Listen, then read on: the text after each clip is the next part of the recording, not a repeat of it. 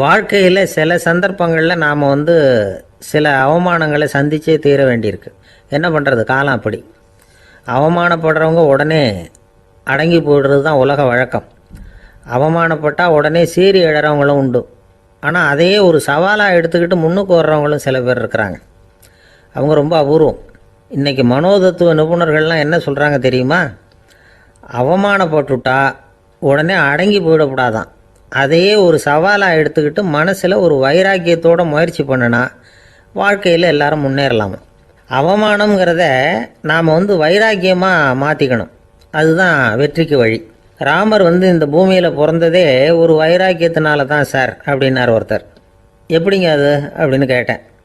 அவர் சொன்னார், தசரதருக்கு ராமர் குழந்தையாக பிறக்கணும், அப்போ தான் இங்கே இருக்கிற கஷ்டங்கள்லாம் நீங்கும் அப்படின்னு சர்வ லோகமும் எதிர்பார்த்துக்கிட்டு இருக்குது. ஆனால் அவர் எப்போ பிறப்பார் அப்படின்னு யாருக்கும் தெரியல. அந்த காரியம் சீக்கிரம் நடக்கணுமே, அதுக்கு என்ன பண்ணுறது? நாரதர் வந்தார் ஒரு நாள் தசரதரை தேடி. தசரதா, உனக்கு ஒரு செய்தி தெரியுமான்னு ஆரம்பித்தார். அவர் எப்பவும் இப்படித்தானே ஆரம்பிக்கிறது வழக்கம். என்ன விஷயம்னு கேட்டார் தசரதர். தசரதா, நீ அடிக்கடி உன்னோட தேரில் ஏறிக்கிட்டு தேவலோகத்துக்கு போகிற, அங்கே போகிற வர்ற எல்லாம் பண்ணிகிட்ருக்க, எல்லாம் சரி. தேவலோகத்துலேயும் உன்னை நல்லபடியாக தான் வரவேற்கிறாங்க. தேவேந்திரன் உன்னை பிரியமாக அழைச்சிட்டு போய் தன்னுடைய அரியாசனத்திலேயே தனக்கு பக்கத்திலேயே உட்கார வைக்கிறான். நீயும் சந்தோஷமாக உட்காந்து பேசிவிட்டு வந்துடுற. ஆனால் நீ இங்கே வந்ததுக்கு அப்புறம் அங்கே என்ன நடக்குது தெரியுமா உனக்கு அப்படின்னாரான் நாரதர். என்ன நடக்குது எனக்கு ஒன்றும் தெரியலையே அப்படின்னாரான் தசரதர். நாரதர்கிட்ட கிட்டத்தில் கேட்டிருக்கார், கொஞ்சம் சொல்லுங்கள் என்னது அப்படின்னு. அவர் நெருங்கி வந்தாரான் நாரதரும். மெதுவாக அவர் காதோட காதாக சொன்னாராம். அதாவது நம்ம பாஷையில் சொல்லப்போனால் பற்ற வைக்கிறார். நீ அங்கே தேவேந்திரன்கிட்ட உட்காந்து பேசிவிட்டு வந்த பிறகு நீ அங்கே உட்காந்துருந்த அரியாசனத்தை தண்ணி ஊற்றி கழுவி சுத்தப்படுத்துகிறாங்க. நீ என்ன அந்த அளவுக்கு சுத்தம் இல்லாத ஆளா, தினம் குளிக்காமையாக இருக்கிற அப்படின்னாராம். தசரதருக்கு இது ரொம்ப அவமானமாக போயிட்டுது. அப்படியே செய்கிறாங்க அப்படின்னாராம். ஆமாம், நீ வேணும்னா நான் சொல்கிறது உண்மையா இல்லையா அப்படின்னு சோதனை பண்ணி பார்த்துக்கோ அப்படின்னாரான் நாரதர். உடனே தசரதர் இதுக்காகவே புறப்பட்டு தேவலோகம் போனார். அங்கே வழக்கம் போலவே இவரை கூப்பிட்டு உட்கார வச்சு பேசிக்கிட்டு இருந்தான் தேவேந்திரன். கொஞ்ச நேரம் பேசிக்கிட்டு இருந்துட்டு சரி நான் கிளம்புறேன்னு புறப்பட்டார். சரி, அவனும் வாசல் வரைக்கும் வழி அனுப்பி வச்சுட்டு உள்ளே போயிட்டான். தசரதர் வெளியில் கொஞ்ச நேரம் மறைஞ்சி இருந்துட்டு மெதுவாக உள்ளே எட்டி பார்த்தார் என்ன நடக்குதுன்னு. நாரதர் சொன்னது உண்மைதான். தசரதர் உட்காந்துருந்த ஆசனத்தை அங்கே 2 தேவர்கள் கழுவி சுத்தப்படுத்திக்கிட்டு இருக்கிறாங்க. தசரதரால் இதை தாங்கிக்க முடியல. அவருக்கு ரொம்ப அவமானமாக போச்சு. நேராக கிடுகிடுன்னு தேவேந்திரங்கிட்டே போனார். நான் உட்காந்துருந்த இருக்கையே சுத்தம் பண்ணுறியே, நான் என்ன அந்த அளவுக்கு பாவியா அப்படின்னு கேட்டார். ரொம்ப கோபமாக கேட்டார். தசரதரே, மனுஷனுக்கு 3 கடன்கள் உண்டு. தேவ கடன், ரிஷி கடன், பித்ரு கடன். இதை தீர்க்காதவன் பாவியாகிறான். இதில் மகனை பெறுவதால் தான் பித்ரு கடன் தீரும். உனக்கு மகன் கிடையாது, அதனால் நீ பாவி ஆகிற. பாவி உட்காந்துருந்த இடம்ங்கிறதுனால அதை சுத்தம் செய்ய வேண்டியது எங்கள் கடமை அப்படின்னு நானும் தேவேந்திரன். இந்த இடத்துல தசரதருக்கு ஏற்பட்ட அவமானம் ஒரு வைராக்கியமாக மாறிச்சு. தேவேந்திரனே கேட்டுக்கோ, ஒரு மகனை பெற்ற பிறகு தான் இந்த சபையில் மறுபடியும் அடி எடுத்து வைப்பேன் அப்படின்னு சொல்லிவிட்டு போயிட்டாரான். போய் புத்திர காமேஷ் யாகம் பண்ணார். புத்திரர்கள் பிறந்தார்கள். இந்த கதையில் உள்ள கருத்து என்னென்னா, தேவேந்திரன் தசரதரை அப்படி அவமானப்படுத்தலைன்னா அவருக்கு இப்படி ஒரு வைராக்கியம் பிறந்திருக்குமா? யோசிச்சு பார்க்கணும். நமக்கு ஏற்படுகிற சில அவமானங்களையும் வைராக்கியமாக மாற்றிக்குவோம். அப்படி மாற்றிக்கிட்டோம்னா வாழ்க்கையில் முன்னேறலாம். நம்ம ஆளுங்க சில பேர் அவமானத்தை வைராக்கியமாக மாற்றிக்கிறது எப்படி தெரியுமா? நம்மக்கிட்ட ஒரு பையன் சொன்னான், எங்கள் அப்பா என்னை எல்லாருக்கும் முன்னாடி வச்சு திட்டிவிட்டார், பொறுப்பு இல்லாமல் ஊர் சுற்றுறேன்னு சொல்லி அவமானப்படுத்தி விட்டார். இனிமேல் நீ என் முகத்திலேயே முழிக்காதரா போடான்னு வேற சொல்லிவிட்டார். எனக்கு ரோஷம் வந்துட்டுது. அந்த அவமானத்தை வைராக்கியமாக மாற்றிக்கிட்டேன். அன்னையிலேருந்து அவர் முகத்திலேயே முழிக்கிறது இல்லை அப்படின்னா. அப்படியான்னு கேட்டோம். ஆமாங்க, அவர் வீட்டில் இல்லாத நேரமாக பார்த்து உள்ளே சமையல் கட்டுக்கு போய் சாப்பிட்டுட்டு நைஸாக வெளியில் வந்துடுவேன் அப்படிங்கிறான் அவன்.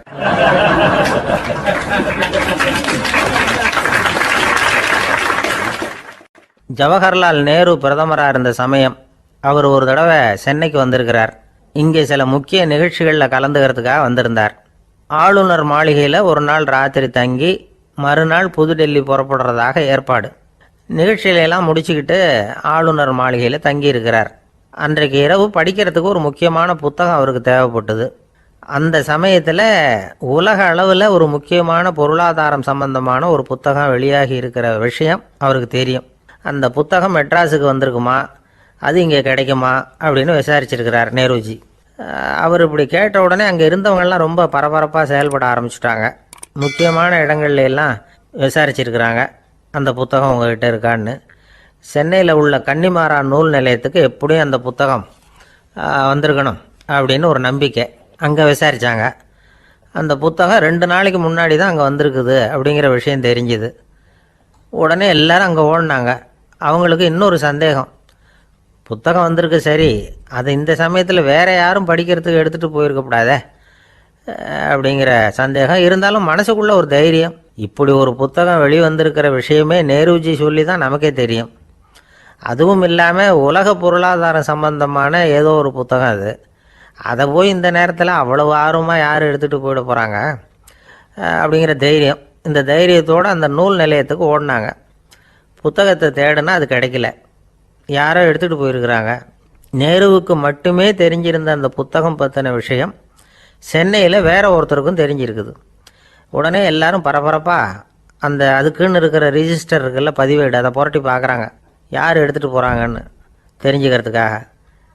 எடுத்துகிட்டு போனவங்க அதில் கையெழுத்து போட்டிருப்பாங்கல்ல, அதை பார்த்து யாருன்னு தெரிஞ்சுக்கலாம் அப்படிங்கிறதுக்காக தான் அதை புரட்டுறாங்க. அதோ அந்த புத்தகத்தோட பேர் பக்கத்தில் அதை எடுத்துக்கிட்டு போனவங்க கையெழுத்து உத்து பார்க்குறாங்க எல்லாரும். அதில் போட்டிருக்குது பேர் CN அண்ணாதுரை அப்படின்னு எழுதியிருந்தது. அவர் தான் பேரறிஞர் அண்ணா. நேரு படிக்க விரும்பின ஒரு புத்தகத்தை அதே நேரம் படிக்க விரும்பின இன்னொரு தலைவர் இவர். படிக்கிறதுல அவருக்கு இருந்த ஆர்வத்தை நாம் தெரிஞ்சுக்கணும்னா அதுக்கு எவ்வளவோ சம்பவங்கள் இருக்குது. கடைசி காலத்தில் அவர் அடையாறு மருத்துவமனையில் படுத்திருக்கிறார். அவருக்கு ஒரு முக்கியமான அறுவை சிகிச்சை செய்ய வேண்டியிருக்குது அவசரமாக. அமெரிக்காவிலேருந்து டாக்டர் மில்லர் வந்திருக்கிறார். அவர்கிட்ட கேட்குறார், டாக்டர் நாளைக்கே அறுவை சிகிச்சை செய்ய போகிறீங்களா அப்படின்னு. ஆமாங்கிறார் டாக்டர் மில்லர். நாளைக்கு மறுநாள் செஞ்சுக்கிறேனே அப்படின்னாரான் அண்ணா. ஏன் ஏதாவது நாள் பார்க்குறீங்களான்னு கேட்டிருக்கார். இல்லை, ஒரு புத்தகத்தை படிச்சுக்கிட்டு இருக்கிறேன், அதை நாளைக்குள்ளே முடிச்சிருவேன், அதுக்கப்புறம் நான் இறந்தாலும் கவலை இல்லை அப்படின்னாரான் இவர். அவர் தான் அறிஞர் அண்ணா. சங்ககால நூல்கள்லேருந்து சமீபத்தில் வந்த நூல்கள் வரைக்கும் எல்லாம் அவர் படிச்சிருக்கிறார். ஒரு திருமண விழாவில் அவர் பேசும்பொழுது சொன்ன விஷயம் இது. சங்க காலத்தில் காதலியை மணக்க விரும்புகிறவனுக்கு அவனுடைய தந்தை வீர சோதனைகள்லாம் வைப்பார். போய் புலிப்பல் கொண்டுக்கிட்டு வா, அப்போ தான் என் பொண்ணை கொடுப்பேன் அப்படின்னு சொல்லுவார். காதலன் உடனே காட்டுக்கு போவான், ஒரு புலியை கொன்று அதனுடைய பல்லை கொண்டுக்கிட்டு வருவான். அதை வீர பதக்கத்தில் பதிச்சு அவனுக்கு மாமனார் சூட்டுவார் கல்யாண சமயத்தில். இப்போலாம் காதலன் கிட்ட அப்படி சொல்ல முடியாது. இப்போலாம் காதலன் கிட்ட காட்டுக்கு போய் புலிப்பல் கொண்டுக்கிட்டு வான்னு யாராவது சொன்னால் புலி தான் மாப்பிள்ளையாக வந்து சேரும் அப்படின்னார்.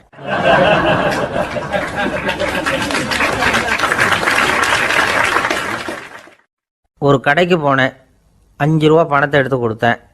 ஒரு தினசரி பத்திரிகையை கேட்டேன். அவர் உடனே அங்கே அடுக்கி வச்சுருந்த பத்திரிகையில் ஒன்று எடுத்து என் கையில் கொடுத்தார். வாங்கிக்கிட்டேன். மீதி பணத்தை எடுத்தார். அதையும் என் கையில் கொடுக்கணும்ல, கொடுக்கல. எதிரில் இருந்த பலகையில் வச்சு எடுத்துக்க சொன்னார். எப்பவும் அவர் அப்படி தான் பண்ணுவார். நானும் எடுத்துக்கிட்டு வந்துடுவேன். இவர் ஏன் இப்படி பண்ணுறாருங்கிறது எனக்கு ரொம்ப நாளாக ஒரு சந்தேகம்.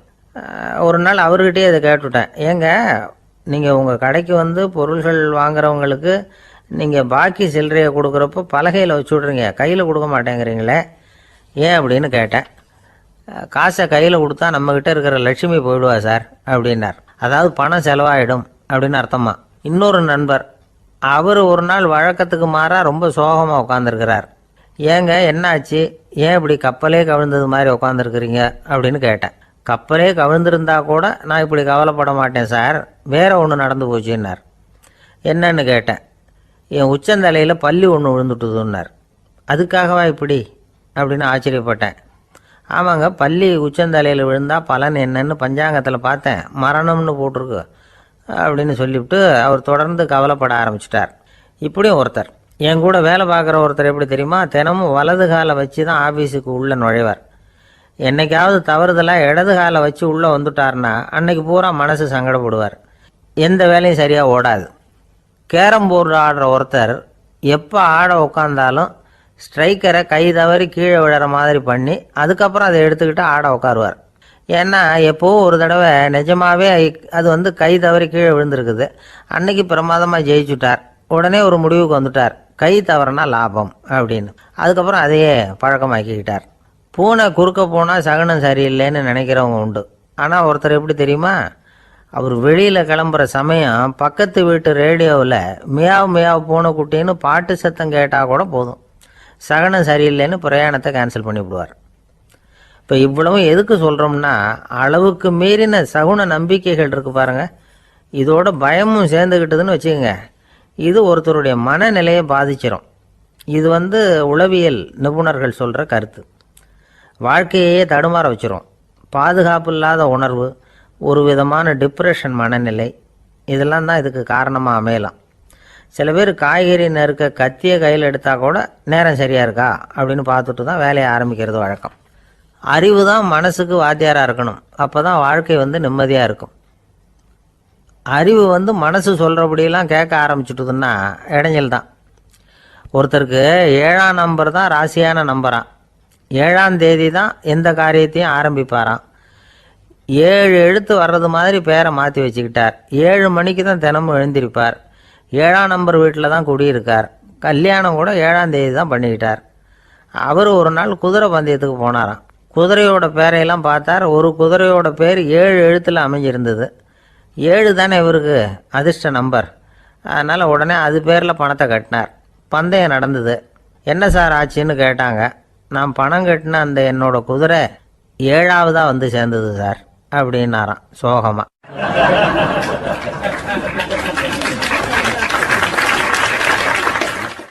ஒரு விவசாயி விதைக்கிறதுக்காக வயல்வெளி பக்கம் போகிறார். விதைகளை அள்ளி வீசினார். அப்போ என்ன ஆச்சுன்னா, சில விதைகள் பாதை ஓரத்தில் விழுந்தது. சில விதைகள் முள் செடிகள் மண்டி இருந்த புதருக்கு இடையில் விழுந்தது. சில விதைகள் நல்ல நிலத்தில் விழுந்தது. பாதை ஓரத்தில் விழுந்த விதை என்ன ஆச்சுன்னா, அதெல்லாம் பறவைகள் கண்ணில் போட்டுவிட்டுது. உடனே உட்காந்து கொத்தி தின்னுட்டு போட்டுது. அதிகமாக மண் இல்லாத பாறை பகுதியில் விழுந்த விதையெல்லாம் லேசாக வேர் விட்டு முளைக்க ஆரம்பிச்சிது. அதுக்கப்புறம் வேர் கீழேயும் ஆழமாக போக முடியல, மேலேயும் சூரிய வெப்பம் அதிகம் தாங்க முடியல, எல்லாம் காஞ்சி கருகி போட்டுது. புதர் பகுதியில் சில விதைகள் விழுந்தது இல்லையா, முள் செடிகள் காடாக மண்டி போயிருந்தது. அதனால் முளைச்சி வர்ற செடிக்கு நெருக்கடி அதிகமாக போட்டுது, சரியாக வளர முடியல, விளைச்சலும் சரியா இல்லை. நல்ல நிலத்தில் விழுந்த விதைகள் மட்டும் நல்லா முளைச்சிது, நல்லா வளர்ந்தது, விளைச்சலும் பிரமாதமாக இருந்தது. இந்த கதையை சொல்லிவிட்டு கேட்க செவியுள்ளோர் கேட்கட்டும் அப்படிங்கிறார் இயேசு பெருமான். ஆமாம், இயேசு கடலில் நின்ற படகு ஒன்றில் உட்காந்துருக்கிறார். கடற்கரையில் ஏராளமான மக்கள் உட்காந்துருக்கிறாங்க. அந்த சமயத்தில் தான் இயேசு ஓமைகள் மூலமாக மக்களுக்கு பல உண்மைகளை சொல்லிகிட்டு இருக்கிறார். மக்கள் அந்த கதையை கேட்டுட்டு ஒன்றும் புரியாமல் முழிக்கிறாங்க. அதை கவனித்த இயேசு அந்த ஓமையை விளக்க ஆரம்பித்தார். இதில் அந்த விதைக்கிறவர் தான் இறைவன். அவருடைய வார்த்தைகளை விதைக்கிறார். அந்த வார்த்தைகளை கேட்கிற மக்கள் அந்த விழுந்த விதைகள் மாதிரி 4 வகையானவர்கள். சில பேர் பாதை ஓரத்தில் விழுந்த விதைகள் மாதிரி. இறைவன் வார்த்தைகளை அவங்க கேட்குறாங்க, ஆனால் தீய எண்ணங்கள் செய்கைகள் மூலமாக விதைக்கப்பட்ட வார்த்தைகள் அழிஞ்சு போடுது. இறைவன் வார்த்தைகளை கேட்ட உடனே மகிழ்ந்து போய் உடனே சில பேர் அதை ஏற்றுக்கிறாங்க. இவங்கெல்லாம் அந்த பாறை பகுதியில் விழுந்த விதைகள் மாதிரி. அதனால் இவங்கெல்லாம் வேறு இல்லாதவங்க, கொஞ்ச காலத்துக்கு இறை வார்த்தைகளுக்கு கீழ்ப்படிந்து நடப்பாங்க. அதனால் ஏதாவது இடைஞ்சல் ஏற்பட்டால் உடனே தடுமாறுவாங்க. தங்கள்கிட்ட இருக்கிற நல்ல பண்புகளை விட்டுட்டு பாவ வழிகளுக்கு போயிடுவாங்க. முள் செடிகளுக்கு இடையில் விழுந்த விதைகள் மாதிரி உள்ளவங்க யாருன்னா, இவங்களுக்கு உலக கவலை உண்டு, செல்வத்தின் மீது மயக்கம் உடையவர்கள். உலக ஆசைகள் இவங்களுக்குள்ளே பூந்துடுறதுனால அங்கே இருக்கிற நல்ல பண்புகள் மறைஞ்சு போயிடுது. அதனால் அவங்களும் உபயோகம் இல்லாதவங்களாக ஆயிடுறாங்க. நல்ல மனிதர்கள் நல்ல நிலத்தில் விழுந்த விதைகளுக்கு ஒப்பானவர்கள். இவங்க இறை வார்த்தையை கேட்குறாங்க, அதை ஏற்றுக்கிறாங்க, அவங்களும் நல்லபடியாக வாழுறாங்க, அடுத்தவங்களுக்கும் உபயோகமாக இருப்பாங்க. இதுதான் இயேசு சொன்ன விளக்கம். நல்ல வார்த்தைகளை கேளுங்கள், நல்ல வார்த்தைகளை ஏற்றுக்கொள்ளுங்கள், அடுத்தவங்களுக்கு உபயோகமாக இருங்க. இதுதான் பெரியவங்கள்லாம் நமக்கு சொல்லுகிற உபதேசம். ஒரு அப்பா தன்னுடைய மகனுக்கு உபதேசம் பண்ணார். இதை பாருப்பா, நல்ல வார்த்தைகளை கேட்கணும், எப்போதுமே மகன் அப்பா பேச்சை கேட்குறது நல்லது அப்படின்னாராம்.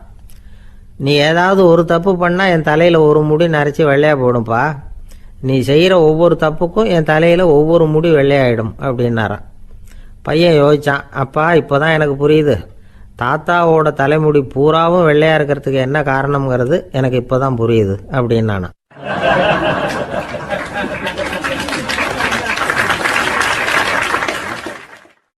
ஒரு ஊரில் ஒரு ராஜா இருந்தார். அவர் ஒரு பூனை வளர்த்தார். ரொம்ப செல்லமாக அவர் அந்த பூனையை வளர்த்தார். அவர் என்ன பண்ணுவார் தெரியுமா? இரவு நேரத்தில் அந்த பூனையோட தலையில் ஒரு விளக்கை வச்சுருவார். அந்த பூனை ரொம்ப ஜாக்கிரதையாக அந்த விளக்கு கீழே விழுந்துடாமல் பார்த்துக்கும். தலையை ஆட்டாமல் ரொம்ப நிதானமாக ராஜா பின்னாடி நடந்து போய்கிட்டே இருக்கும். அந்த விளக்கு வெளிச்சத்தில் எல்லா வேலைகளையும் செஞ்சுருவார். கையில் ஒரு விளக்கை தனியாக எடுத்துகிட்டு போக வேண்டிய அவசியமே இல்லை.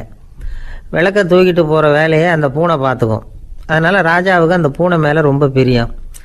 மந்திரிகளையெல்லாம் கூப்பிட்டு அவங்கக்கிட்ட சொல்லுவார், பார்த்தீங்களா இந்த பூனை எவ்வளவு விசுவாசமாக நடக்குது, என் பேரில் எவ்வளவு மரியாதை பார்த்தீங்களா அதுக்கு அப்படிம்பார்.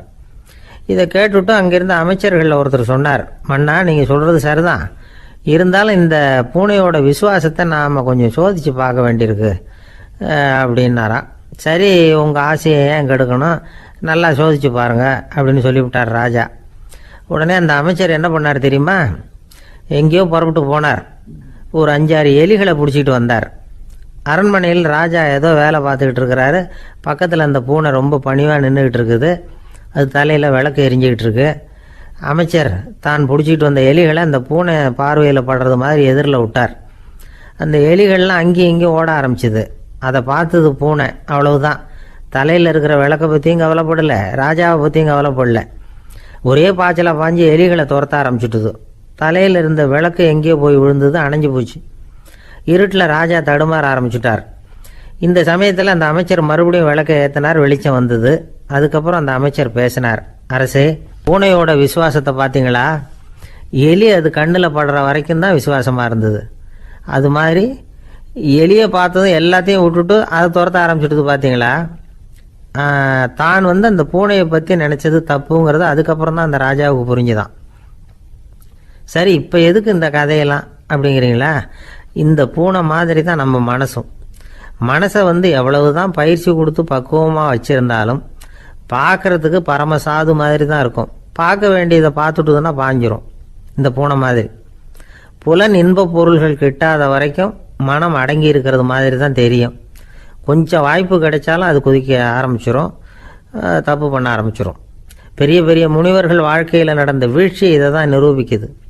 புலன்களின் ஆற்றல் அதிகம். அதனால் மனக்கட்டுப்பாடு பயிற்சிகளில் ரொம்ப எச்சரிக்கையாக இருக்கணுங்கிறார் சுவாமி சிவானந்தர்.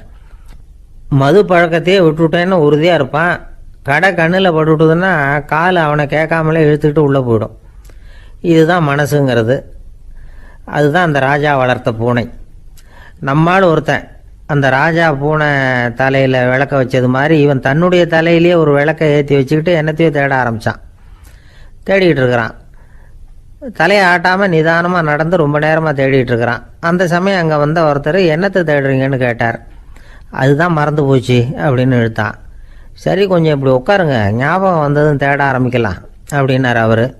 இவன் கொஞ்ச நேரம் உட்காந்து யோசித்தான். அப்புறம் திடீர்னு எழுந்திரிச்சான். ஞாபகம் வந்துட்டுதுன்னா. என்னன்னு கேட்டார். எங்கள் வீட்டில் இருந்த விளக்கை எங்கே வச்சேன்னு தெரியல, அதை தான் தேடிக்கிட்டு இருக்கிறேன், ஏற்றி வைக்கலாம்னு பார்க்குறேன் அப்படின்னா.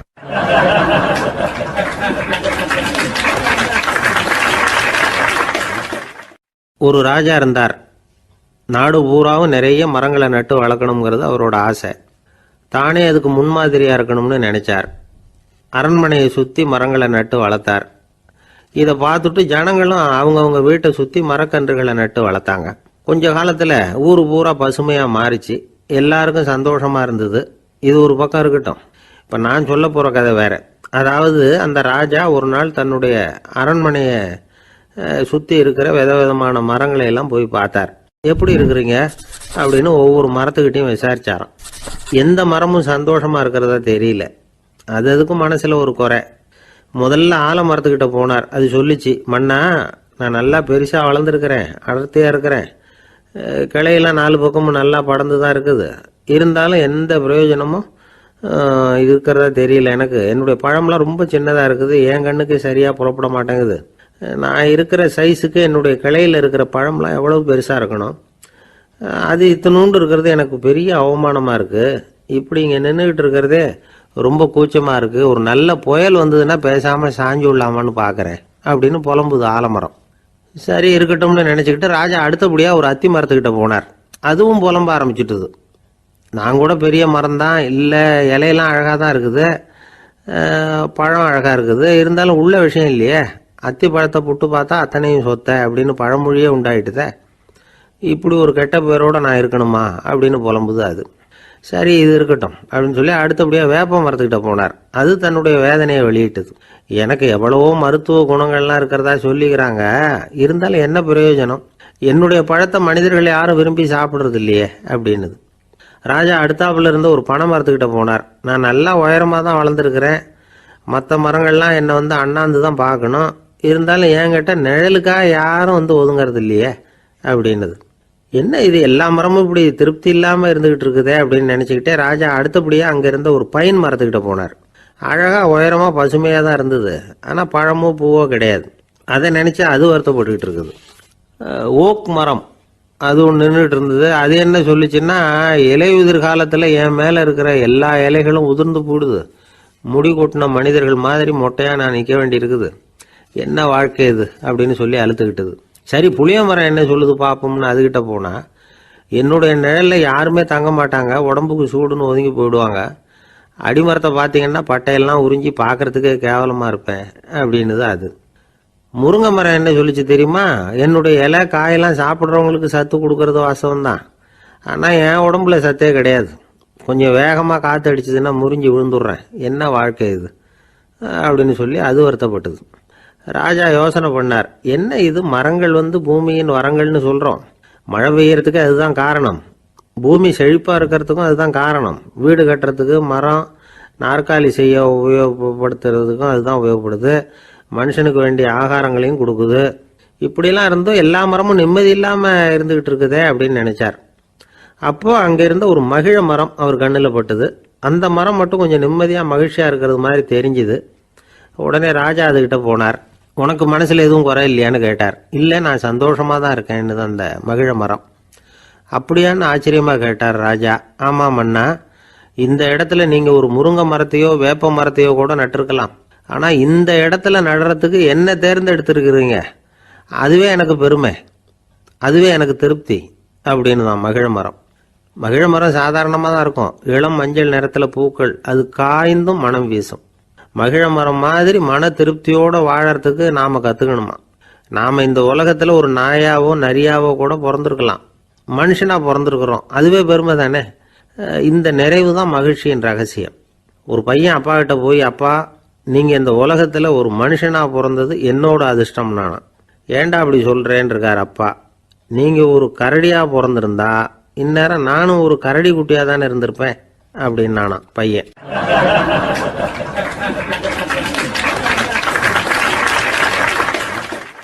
இந்த உலகத்தில் நாம் நல்லபடியாக இருக்கணும்னா அதுக்கு முக்கியமாக தேவைப்படுறது ரெண்டு. ஒன்று செல்வம், இன்னொன்று அறிவு. சரி, இது ரெண்டில் சிறந்தது எது அப்படின்னு ஒரு கேள்வி கேட்டால் என்ன பதில் சொல்கிறது? இதே கேள்வியை ஹஸ்ரத் அலி அவர்கள்கிட்ட கேட்டாங்களாம். அவர் ஒரு பெரிய அறிஞர். கேள்வி கேட்டவங்களும் சாதாரண ஆட்கள் இல்லை, இவங்களும் அறிஞர்கள். ஒரு நாள் ஹஸ்ரத் அலி அவர்கள்கிட்ட 10 அறிஞர்கள் வந்தாங்களாம். ஐயா, நாங்கள் 10 பேரும் உங்ககிட்ட ஒரே கேள்வியை தான் கேட்க வந்திருக்கிறோம், ஆனால் எங்கள் 10 பேருக்கும் நீங்கள் தனித்தனியாக பதில் சொல்ல முடியுமா அப்படின்னு கேட்டிருக்காங்க. அதாவது அவங்க ஒரே கேள்விக்கு இவர்கிட்ட இருந்து 10 விதமான பதில் எதிர்பார்க்குறாங்க. சரி கேளுங்க, என்ன கேள்வி அப்படின்னார் அவர். அப்போ தான் அவங்க கேட்டாங்களாம், செல்வம் அறிவு இது ரெண்டில் சிறந்தது எது, இதுதான் கேள்வி. ஹஸ்ரத் அலி என்ன பண்ணார் தெரியுமா? அவங்கள ஒவ்வொருத்தராக கூப்பிட்டார், ஒவ்வொரு விதமான பதிலை சொல்லி அனுப்புனார்.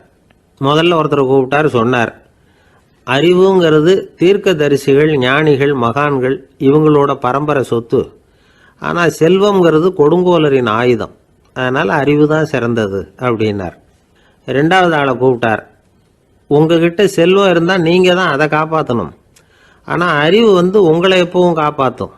ஆகவே அறிவு தான் சிறந்தது அப்படின்னார். மூணாவது ஆளை கூப்பிட்டார்.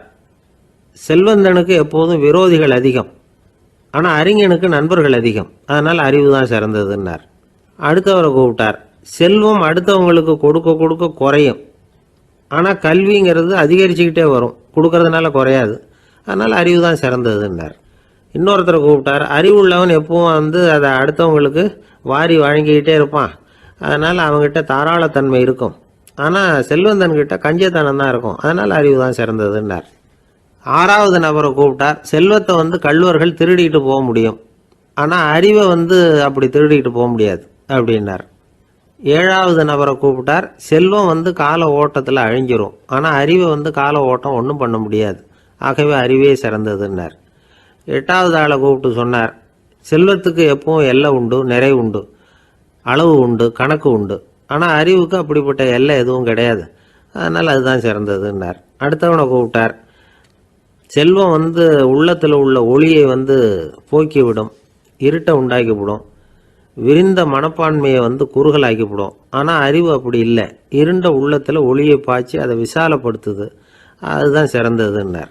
கடைசியாக 10வது நபரை கூப்பிட்டார். செல்வம் வந்து மனசில் செருக்கை உண்டாக்குது, ஆணவத்தை ஏற்படுத்துது, அதனால் நானே கடவுள்னு நினைக்கிற அளவுக்கு மனுஷனை வந்து தாழ்த்தி விடுது, ஆனால் அறிவு வந்து பணிவையும் பண்பாட்டையும் வளர்க்குது, அதனால் அறிவு தான் சிறந்ததுன்னார். ஆக இப்படி 10 பேருக்கும் 10 விதமாக பதில் சொன்னது மூலமாக ஹஸ்ரத் அலி அவர்கள் அறிவு தான் செல்வத்தை விட சிறந்தது அப்படிங்கிறதுக்கு 10 காரணங்களை சுட்டி காட்டியிருக்கார். அந்த அறிஞர் 10 பேர் கேட்ட ஒரே கேள்விக்கு 10 பதில் சொன்னார். நமக்கு வேண்டிய ஒருத்தர் 10 பேர் கேட்ட கேள்விக்கு ஒரே பதில் சொல்லி சமாளித்தார். கேள்வி என்ன தெரியுமா? என்கிட்ட வாங்கின கடனை எப்போயா திருப்பி கொடுக்க போகிற?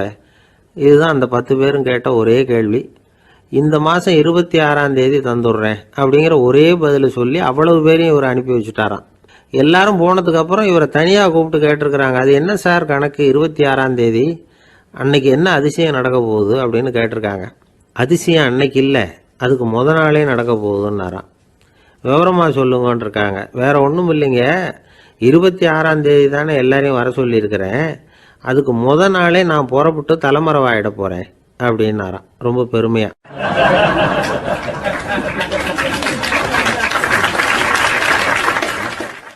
துருக்மேனியாவில் அஷ்காபாத் அப்படின்னு ஒரு நகரத்தில் ஒரு புவியியல் விஞ்ஞானி இருந்தார். அவர் ஒரு நாய்க்குட்டி வளர்த்தார்.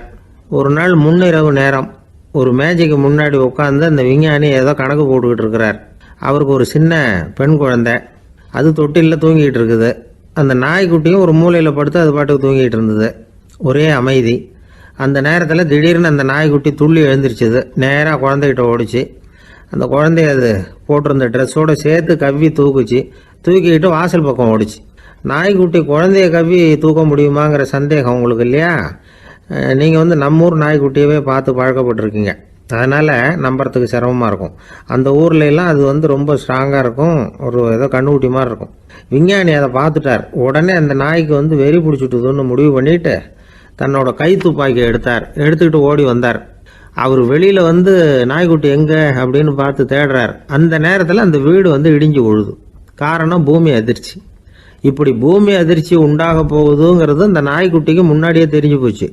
அதுதான் குழந்தைய தூக்கிட்டு வெளியில் ஓடி வந்திருக்குது. அது மூலமாக அந்த குடும்பத்தையே காப்பாற்றிருக்குது அந்த நாய்க்குட்டி. இந்த சம்பவம் நடக்கிறதுக்கு 3 நாளைக்கு முன்னாடியே சில பிராணிகளுக்கு இப்படி நடக்க போகுதுங்கிறது தெரிஞ்சிருக்குதான். ஆமாம், அந்த நகரத்தில் 3 நாளைக்கு முன்னாடியே பாம்பு, பல்லி இதெல்லாம் அது தங்கியிருந்த வலையை விட்டு வெளியில் ஓடி வந்துட்டுது. அதே மாதிரி அங்கே இருந்த புறாவெல்லாம் பறந்து போயிடுச்சான். இதே மாதிரி யுகோஸ்லோவியாவில் கூட ஒரு நகரம், அங்கே ஒரு நாள் ராத்திரி ஒரு மிருக காட்சி சாலையில் திடீர்னு ஒரு பெரிய கலவரம், கூச்சல், குழப்பம். அங்கே இருந்த கழுதை, புலி, யானை, பறவை எல்லாம் கண்ணாபின்னான்னு கத்த ஆரம்பிச்சுட்டுது. நீர் யானை அதுக்குன்னு போட்டிருந்த தடுப்பையே தாண்டி குதித்து வெளியில் வந்துட்டுதான். மறுநாள் தான் எல்லாருக்கும் விஷயம் புரிஞ்சுது. அடுத்த நாள் காலையில் அங்கே பூமி அதிர்ச்சி உண்டாயிட்டுது. இப்போ பாருங்க, அதாவது மனுஷனை போய் தீர்க்க தரிசி அது இதுன்னு சொல்லிட்டு இருக்கிறோம், இவனை விட அது பரவாயில்லைன்னு தோணுது. அதாவது மிருகங்கள் ஒன்று நடக்க போகுதுங்கிறத முன்னாடியே புரிஞ்சுக்குதே. சரி, இதெல்லாம் எப்படி அது முன்கூட்டி புரிஞ்சுக்குது? அதுதான் படைப்பு ரகசியம். அதை கண்டுபிடிக்கிறதுக்கு தான் மனுஷன் வந்து ஆராய்ச்சி பண்ணிகிட்டு இருக்கிறான். விஞ்ஞானிகளோட ஆராய்ச்சியெல்லாம் ஒரு பக்கம் இருக்கட்டும், வீட்டுக்குள்ளேயே சில ஆராய்ச்சி பண்ணி பாருங்களேன். இப்போ சில யோசனை சொல்லி அதை சோதனை பண்ணி பாருங்க அப்படின்னு ஒருத்தர் சொன்னாராம். அதாவது இப்போ மழை வருமா வராதா அப்படின்னு தெரிஞ்சுக்கணுமா, உடனே ஒரு பூனைக்குட்டி பின்னாடியே மெதுவாக போய் அது என்ன செய்யுதுன்னு கவனித்து பார்க்கணும். பூனைக்குட்டி தன்னோட பாதத்தினால சுகத்தில் வந்து அப்படி கீறிக்கிட்டு இருக்கும். அப்படி கீறினா கண்டிப்பாக மழை வரும். சில சமயம் பூனைக்குட்டி அப்படியே மல்லாந்து படுத்துக்கிட்டு பாதத்தை உயர தூக்கும், அப்படியும் எப்படியும் புரளும். இப்படி செஞ்சதுன்னா அன்னைக்கும் மழை இருக்காது. அதனால் முன்னாடி இருந்தது மழை வர்றதுக்கு அறிகுறி, இது மழை இல்லைங்கிறதுக்கு அறிகுறி. பறவைகள் பிராணிகள் இதுகளோட நடவடிக்கைகளை பார்த்துட்டு அதையெல்லாம் அடிப்படையாக வச்சு தான் காலநிலையை கண்டுபிடிக்கிற கருவிகளை கண்டுபிடிச்சிருக்கிறாங்க. வாத்து இருக்குல்ல, சில சமயம் தன்னோட அழகை தன்னோட இறகுகளில் அப்படியே புதைச்சிக்கும். அப்படி செஞ்சால் குளிர்காலம் வரப்போகுதுன்னு அர்த்தம். பருவநிலை குளிராக மாறப்போகுதுங்கிறதுக்கு இதுதான் அறிகுறி. சிட்டுக்குருவி இருக்குதுல்ல, அதெல்லாம் புழுதியில் உழுந்து புரளும், சிறகுகளை வந்து படபடன்னு அடிச்சுக்கும். அப்படி செஞ்சால் மழை வரப்போகுதுன்னு அர்த்தம். ஒன்று மட்டும் நாம் நல்லா தெரிஞ்சுக்கணும், இயற்கையின் சீற்றம்னு சொல்கிறோம் இல்லையா, இயற்கை ஏன் நம்ம மேலே கோவப்படுது? இயற்கையை நாம் அனுசரித்து போகிறதில்ல, அதனால் கோவப்படுது. காடுகளை அழிக்கப்படாது, விலங்குகளை கொல்லப்படாது, இயற்கை ஏற்படுத்தி வச்சிருக்கிற சமநிலையை கெடுக்கப்படாது. அதை புரிஞ்சுக்கிட்டு வாழ்ந்தோம்னா பூமியும் நடுங்காது, நாமளும் நடுங்க வேண்டிய அவசியம் இருக்காது. ஒருத்தர் இருந்தார், சாராய கடைக்கு போனாராம், நிறைய சாப்பிட்டார். அப்புறம் சொன்னார், இது ரொம்ப அற்புதமான சரக்கு போல் இருக்குது, உள்ளே போன உடனே இந்த பூமியே நடுங்கிறது மாதிரி இருக்குது எனக்கு அப்படின்னாராம். இதுக்கு கடைக்காரர் சொல்லியிருக்கார், நீங்கள் சாப்பிட்டது வெறும் பச்சை தண்ணி தாங்க, இப்போ ஏற்பட்டிருக்கிறது நிஜம் பூமி அதிர்ச்சி அப்படின்னாராம்.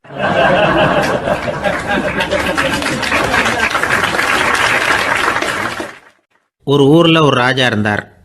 அந்த ராஜாவுக்கு ஒரு மந்திரி. ராஜா ரொம்ப நியாயமானவர், நேர்மையானவர், கண்டிப்பானவர். தப்பு செய்கிறது யாராக இருந்தாலும் தண்டனை கொடுப்பார். வேண்டியவங்களுக்கு ஒரு நியாயம், வேண்டாதவங்களுக்கு ஒரு நியாயங்கிறதெல்லாம் அவர்கிட்ட கிடையாது. ஒரு சமயம் அரசவையில் அந்த அமைச்சரே வந்து விதிமுறைகளுக்கு புறம்பா ஏதோ நடந்துகிட்டு இருக்கார். மன்னருக்கு கோபம் வந்துட்டுது. உடனே அந்த அமைச்சரை கிட்டத்தில் கூப்பிட்டு அவர் கன்னத்தில் ஓங்கி ஒரு அறை கொடுத்துட்டாராம். உடனே அந்த அமைச்சர் என்ன பண்ணார் தெரியுமா, நேராக போனார், அங்கே நின்றுக்கிட்டு இருந்த இன்னொருத்தர் கன்னத்தில் ஓங்கி அரைஞ்சார். அறை வாங்கினவர் திகைச்சு போயிட்டார். இவர் ஏன் நம்மளை வந்து அரைகிறார் அப்படின்னு யோசனை பண்ணார். மன்னரும் திகைச்சு போயிட்டார். நாம இவர் அரைஞ்சா அதுக்காக இவர் போய் இன்னொருத்தர் அரையணுமா அப்படின்னு யோசனை பண்ணார். இவருக்கு என்ன பைத்தியமானு கூட நினைக்க ஆரம்பிச்சுட்டார். ஆனால் என்ன ஆச்சுன்னா, அப்புறம் அமைச்சர் அவர் கவனிச்சுக்கிட்டு இருந்தாரா, அவர் இன்னொருத்தர் அரைஞ்சார் இல்லையா, அந்த அறை வாங்கின ஆசாமியை பார்த்து கத்திக்கிட்டு இருந்தார். யார்? அமைச்சர். ஏன்பா என்கிட்ட அறையை வாங்கிக்கிட்டு இப்படி விவரம் இல்லாமல் நின்றுக்கிட்டு இருக்கிறிய, நான் உனக்கு கொடுத்ததை நீ வேற யாருக்கிட்டையாவது கொடுத்துரு அப்படின்னார். உடனே அந்த ஆள் பார்த்தான், தனக்கு அடுத்தபடியாக நின்றுக்கிட்டு இருந்தவனை ஓங்கி ஒரு அறை அரைஞ்சான். அவன் கண்ணத்தை தடவிட்டே யோசனை பண்ணான். இது ஏதோ புரிஞ்சுக்கிட்ட மாதிரி அடுத்தாப்புல நின்றுக்கிட்டு இருந்தவனை அரைஞ்சான். இப்படி இந்த அறை வந்து மாறி மாறி போய்கிட்டே இருக்குது. ஊரு பூரா பிரயாணம் பண்ண ஆரம்பிச்சுட்டுது. அன்னைக்கு ராத்திரி அந்த ராஜா படுக்கிறதுக்காக போனார். அந்த நேரம் பார்த்து அவர் கன்னத்தில் பலார்னு ஒரு அறை விழுந்தது. நம்மளே அரையிறது யாரு அப்படின்னு அதிர்ச்சியோட மன்னர் திரும்பி பார்க்குறாரு. அரைஞ்சது அவரோட மனைவி. என்னாச்சு உனக்குன்னு கத்துனார் ராஜா. உங்களுக்கு தெரியாதா, ஊர் பூரா ஒருத்தர் மாற்றி ஒருத்தர் மூலமாக இந்த அறை வந்து பிரயாணம் பண்ணிட்டு வருது அப்படின்னாங்க அந்த அம்மா.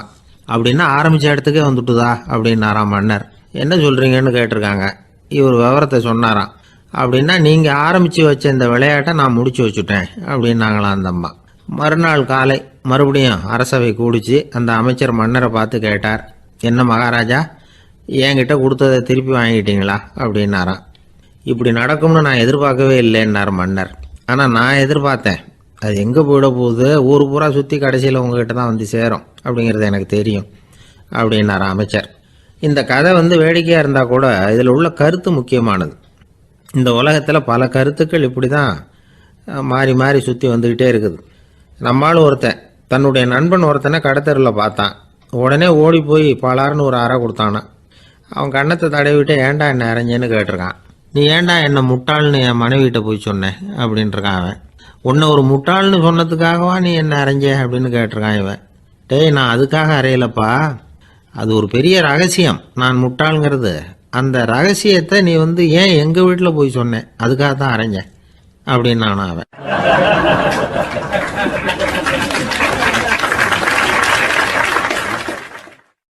பக்தின்னு சொல்கிறோம் இல்லையா, அது வந்து 3 வகைப்படும் அப்படிங்கிறார் ஒரு பெரியவர். அது என்ன 3 வகைன்னா, தெய்வ பக்தி, அடியார்கள் பக்தி, குரு பக்தி. அடியார் பக்தியை விட, தெய்வ பக்தியை விட குரு பக்தி தான் ரொம்பவும் சிறந்ததுங்கிறார் அவர். தெய்வத்துக்கிட்ட செஞ்ச பாவம் குருநாதர்கிட்ட தீர்ந்துருமா, குருநாதர்கிட்ட செஞ்ச பாவம் தெய்வத்துக்கிட்ட போனாலும் தீராதான்.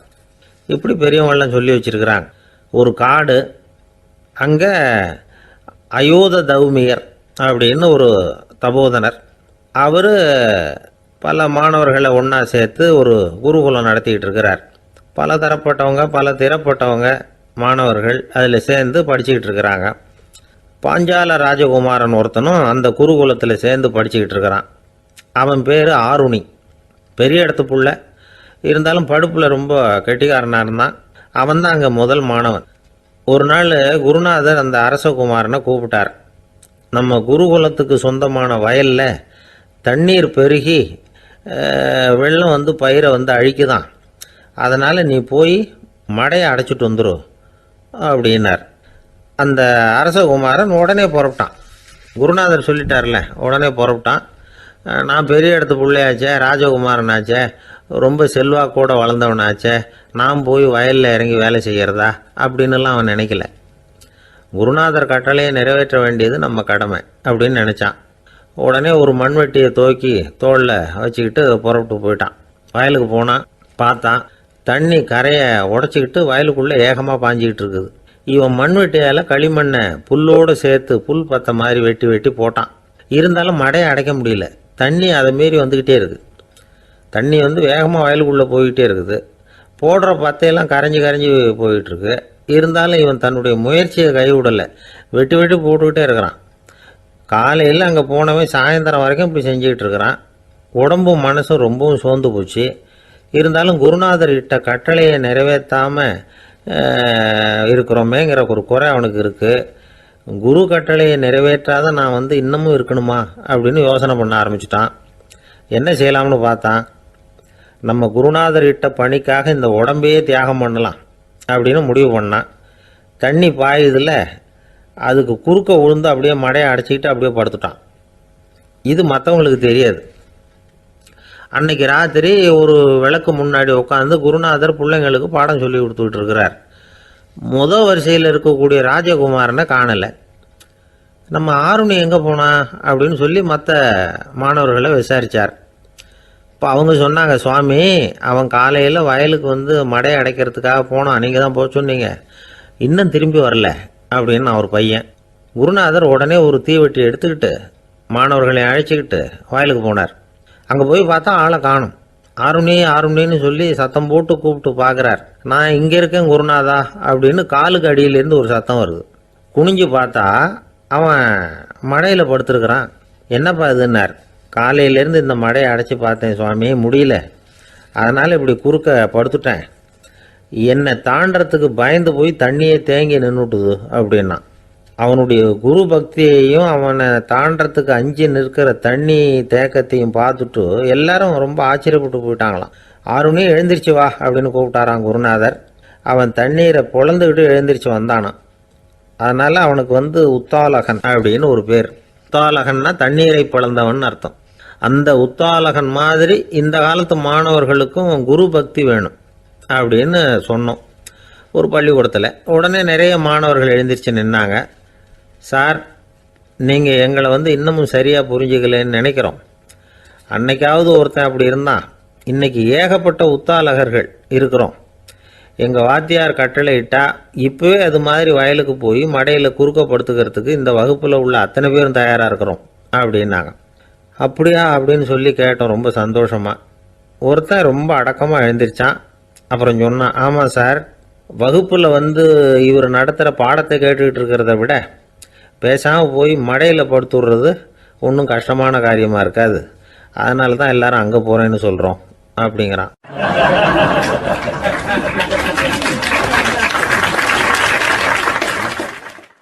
ஒரு நாள் காலை நேரம் ஒரு குரு படுக்கையை விட்டு எழுந்திருக்கிறார். உடனே சீடர்களை பார்த்து எல்லாரும் இப்படி வாங்கங்கிறார். எல்லாரும் வர்றாங்க வேகமாக.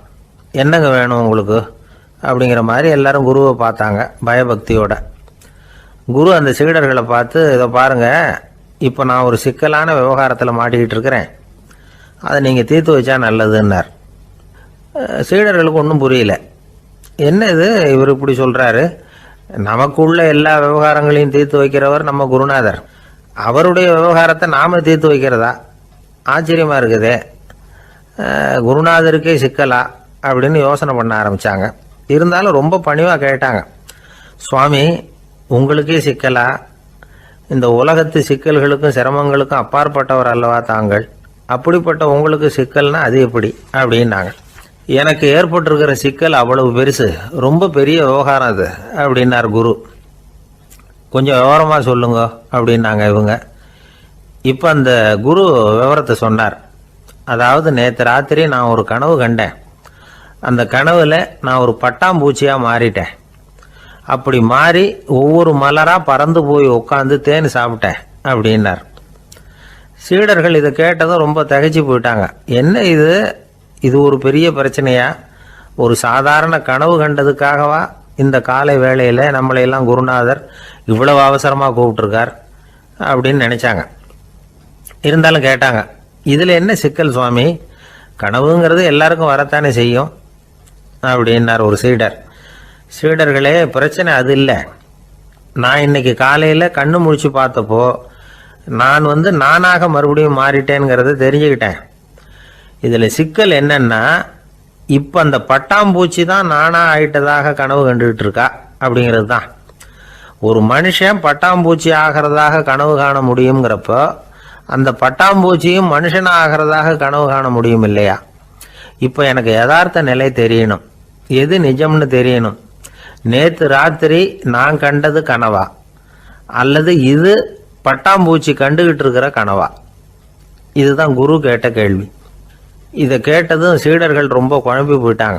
சுவாமி, இது வரைக்கும் நாங்கள் தூங்குறப்ப பார்க்கறது கனவுன்னும் மூழ்கிட்டு இருக்கிறப்ப பார்க்கறது நனவுன்னு நம்பிக்கிட்டு இருக்கிறோம். இப்போ எங்களை ரொம்ப குழப்பிட்டீங்க, இதுக்கு பதில் சொல்ல எங்களுக்கு சக்தி இல்லை அப்படின்னு சொல்லிவிட்டாங்களாம். அதுக்கப்புறம் அந்த குரு சொன்னாராம், நினைவு தான் முக்கியமான அம்சம். முடிவு கட்டம்னா பகலின் நினைவுகளை விட இரவின் கனவுகளே ரொம்ப உண்மை. ஒருத்தன் தூங்க போனால் தூங்கிக்கிட்டே இருந்தால் அவன் காணும் கனவு பொய்ங்கிறத அவன் உணர மாட்டான். ஒவ்வொரு கனவும் காணும் பொழுது அது ரொம்ப உண்மையாக தான் தெரியுது. ஒரு கனவு கூட உண்மை இல்லைன்னு கனவுல தோன்றுவதே இல்லை அப்படின்னார் குரு. அகில வாழ்வு அத்தனையும் சொற்பனம் கண்டாய் அப்படிங்கிறார் தாயுமானவர். ஆகையினால நம்ம கனவுலேருந்து நாம் என்னைக்கு முழிச்சிக்க போகிறோம் அப்படிங்கிறது தான் ஒரு முக்கியமான கேள்வி.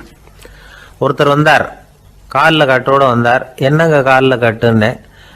சார், நேற்று ராத்திரி தூக்கத்தில் எங்கள் வீட்டு கூரையில் ஏணியை சாத்தி வச்சு இறங்கினப்போ வழுக்கி விழுந்து காலை உடச்சிக்கிட்டேன்னார்.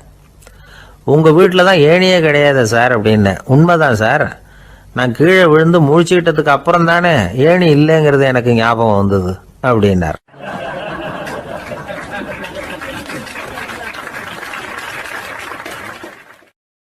இருட்ட கண்டா பயம் உண்டாவதே அது ஏன்? இப்படி ஒரு கேள்வியை ஒரு பெரியவர்கிட்ட கேட்டாங்க.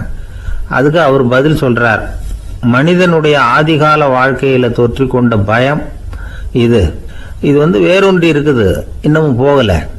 50,000 வருஷங்களுக்கு முன்னாடி மனுஷன் குகைகள்ல வாழ்ந்தான். பகல்ல பயம் இருக்காது, ராத்திரியில மிருகங்கள் தாக்கும் கொல்லும், நிம்மதியா தூங்க கூட முடியாது. அதனால இந்த மனுஷனுக்கு இரவுன்னா மரணம் பயம் அப்படின்னு பழகி போச்சு. மனிதர்களுடைய எல்லா மனசையும் சேர்த்து மொத்தமா ஒரு மனசு உண்டு. மனிதர்களுடைய நினைவு இந்த மொத்த மனசுல பதிஞ்சிருக்கு, பரவுது. இந்த மொத்த மனசுல இருட்டு பற்றிய பயம் பதிந்து நீடிக்குது அப்படிங்கிறார் அவர். இந்த காலத்துல இரவை பகலாக்கிறதுக்கு எவ்வளவோ விளக்குகள்லாம் வந்தாச்சு. ராத்திரியிலேயும் மிருகங்கள் தாக்குங்கிற நிலைமை இல்லை. பாதுகாப்பான வீடுகள் விலங்குகளும் விலகி போயிடுதா, விலங்குகள்லாம் விலகி போயிடுது, வீடுகளும் பாதுகாப்பா இருக்குது. சரி, இருந்தாலும் அந்த பழங்கால பயம் இருட்டு பயம் இன்னமும் மனுஷனை விட்டு போகல. இன்னொரு விஷயம் என்னன்னா, இருட்டிலேருந்து வெளிச்சத்துக்கு வராத மனிதர்கள் இன்னைக்கு அதிகம். ஒரு ஆளு ஆத்துக்கு மீன் பிடிக்கிறதுக்காக போனான், இன்னும் விடியல, அதுக்குள்ள வலையை எடுத்துட்டு கிளம்பி போயிட்டான்.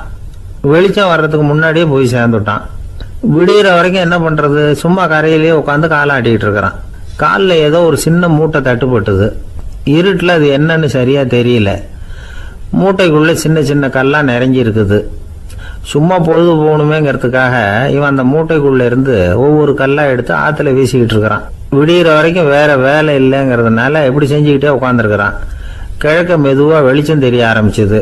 பொழுது விடியறதுக்கான அறிகுறி. இதுக்குள்ள அந்த மூட்டையில் இருந்த எல்லா கல்லையும் எடுத்து வீசி எறிஞ்சுட்டான். கடைசியாக ஒரே ஒரு கல் மட்டும்தான் கையில் பாக்கி இருந்தது. வெளிச்சம் வந்ததும் அந்த கல்லை பார்த்தான். அப்படியே திகைச்சு போயிட்டான். அடடா, இது வரைக்கும் தெரியாமல் தப்பு பண்ணிட்டோமே அப்படின்னு நினைச்சான். ஏன் தெரியுமா? அவன் கையில் இருந்தது வெறும் கல் இல்லை, விலை வசந்த ரத்தன கல். அது இருட்டில் என்னென்னு புரியாததுனால மூட்டையில் இருந்த எல்லா ரத்தன கல்லையும் ஆற்றுல வீசி எறிஞ்சிருக்கிறான். இப்போ அவனுக்கு அழுகையே வந்துடும் போல இருந்தது. வாழ்க்கையை வசதி ஆக்கிக்கிறதுக்கான வாய்ப்பு அவனுக்கு இருந்தது. இருந்தாலும் இருட்டில் அதை இழந்துட்டான். அந்த வகையில் அவனுக்கு கொஞ்சம் அதிர்ஷ்டம் இருந்திருக்குது. அதாவது ஏதோ ஒரு வகையில் இருந்திருக்குது.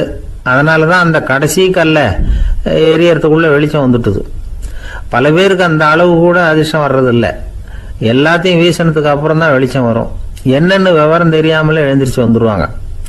வாழ்க்கைங்கிறது ஒரு பெரிய புதையல். அதை புரிஞ்சிக்காம மனுஷன் அதை வீசி எரிஞ்சுக்கிட்டு இருக்கான் அப்படிங்கிறது தான் பெரியவங்க கருத்து. சில பேருக்கு புரிஞ்சுக்கிற நேரம் வரும், அதுக்குள்ள வாழ்நாள்லாம் ஓடி போயிருக்கும். அதுக்கப்புறம் என்ன பண்றது?